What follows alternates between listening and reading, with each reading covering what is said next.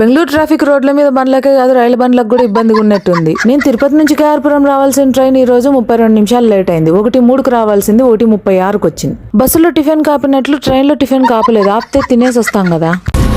ఏం మాట్లాడుతున్నావురా? నరాలు కట్ అయిపోయింది. ఏడే గాని బ్రేక్ఫాస్ట్ కాపలేదు. పస్తు పోయిన అట్లే తిరుపతికి. అండ్ వీళ్ళకి కొంచెం కూడా మానవత్వం లేదు. చేయి పెట్టినా కూడా ఆపల. ముందుకు పోయి నిలబెట్టినారు. Sorry very sorry. This is most irresponsible attitude అంటారు దీన్ని. పొద్దున్నే 7:55కు ట్రైన్ అయితే 7:20 స్టేషన్ లో కూర్చున్నా. ఎందుకో మరి నాకే తెలియదు. ముందే స్టేషన్ కి వచ్చినా కదా అని ఆడ కాఫీ తాగినా నందిని పార్లర్ లో. 10 రూపాయలే అంట. భలే ఉంది టేస్ట్ అయితే. కాఫీ తాగిన రోజు సేపటికే ట్రైన్ వచ్చింది. వీకెండ్ శ్రీకాళహస్తి ట్రిప్ కు పోయినాను. కేఆర్పురం టు తిరుపతి 10 నిమిషాలు ముందే పోయింది ట్రైన్ ఆడికి. ట్రైన్ అయితే చాలా నీట్ గా ఉంది. సీటింగ్ కూడా చాలా బాగుంది. సీట్ లో కూర్చుంటానే మన ఫస్ట్ బాధ్యత కాలు పై పెట్టుకొని చకల ముక్కలు వేసుకొని కూర్చోవాలి. రైలు అయితే సూపర్ ఫాస్ట్ ఎక్స్ప్రెస్ మాదిరి పరిగెత్తింది. మధ్యలో టీసీ వచ్చినాడు. మస్తుండాడు. తమిళోళ్ళు పంచాయతీ అని బంగారుపేట జంక్షన్ లో ఒక ఫ్యామిలీ ఎక్కినారు. అబ్బా టార్చర్ చూపించినారు. అన్ని కష్టాల తర్వాత ఈ రూపం చూస్తానే అబ్బా మనసుకు మనశ్శాంతి వస్తుంది. ఇంకెట్లయితేనేమి 1:25కు పోవాల్సిన ట్రైన్ 1:10కే పోయింది. Finally Tirupati reached. Coming up with Srikalahasti diaries.